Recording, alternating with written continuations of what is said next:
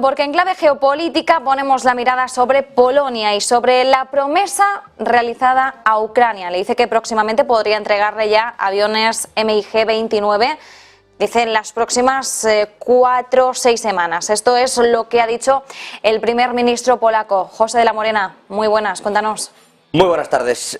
Polonia transferiría aviones de combate a Ucrania, esos MiG-29, dentro de las próximas, como dices, de entre 4 o 5 semanas, habían dicho, ya se está hablando de que dentro de 2 semanas podría haber esa transferencia. Morawiecki ha asegurado que Polonia podría enviar esos MiG-29 a Kiev. No está claro si Varsovia ha tomado la decisión final, si ya tiene luz verde para ese envío, pero de esta forma se apoyaría las fuerzas aéreas ucranianas con aviones de combate, que son, además de la era soviética, por cierto, el primer país de la OTAN que ofrecería aviones.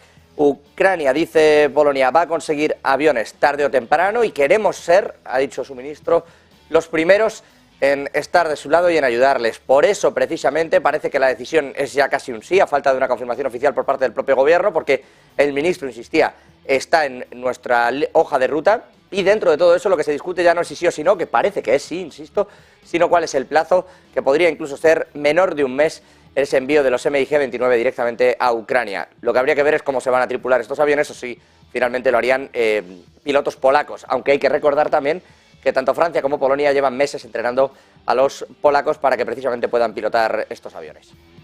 Pues